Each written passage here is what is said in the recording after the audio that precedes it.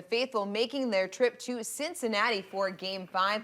In the first period, Cincy on the power play, the Cyclones just throwing the puck at the net. 𝗦𝗽liche 𝗶𝗶𝗵𝘁𝗆 being a brick wall between the pipes keeps the Cyclones out scoreless after one period of action. In the second, pass to Max Balanson. He loses possession of the puck, battle in front of the net, somehow finds its way through 𝗏𝗏𝗏𝗏 for the goal. Take a look again. Cincinnati with the 1-goal lead heading into the final 20 minutes. In the third, the puck passed out to Zach Andrusiak. He buries the insurance goal to put the Cyclones up 2.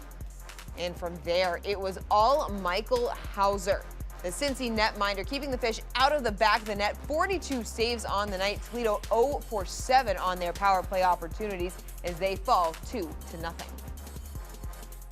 That was a difference for sure the last half of the game.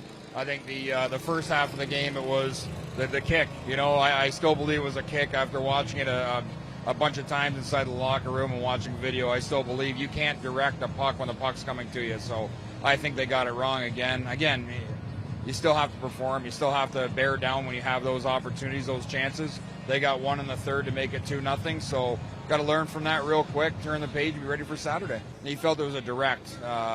You know, and again, you can't direct a puck when it's coming to you. The only thing you do is kick it. But it is what it is. We got to move on. They scored 2 goals, so that one didn't beat us. It was the second one that beat us.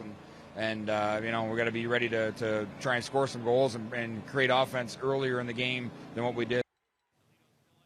We welcome into the show Matt Melzak and Rick Judson. Guys, you just heard Dan Watson say had to find a way to score some goals next game. That was tough to do tonight with Michael Hauser, 42 saves on the night. He was certainly the difference maker for the Cyclones down in Cincinnati.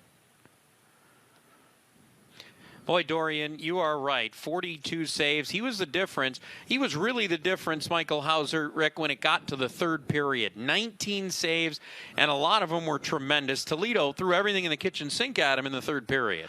Yeah, you know, everything was third period, too little, too late. But some of them saves that Hauser was making, I mean, tripping over his own guys, one-legged, you know, a save. That's one of the best saves I've seen in a long time. And, you know, sometimes goalies get hot in the playoffs and teams ride them. And that's what they did tonight. Well, it's interesting because the night before was 𝗏𝗏𝗏𝗏𝗏 𝗏𝗏𝗏𝗏 who had the great night, allowed just 1 goal. Toledo got their offense going. They end up winning the game 4-1. Tonight, they just couldn't find that one. How many times have you been involved in a game where you just get that one on a goaltender and then all of a sudden things change in the entire game? Toledo just couldn't get that one, even with the 5-on-3 in the third. Yeah, and I've been on them teams where I couldn't get the one either. And and the bad thing is 𝗏𝗏𝗏𝗏𝗏 𝗏𝗏𝗏𝗏𝗏 played a very good game also.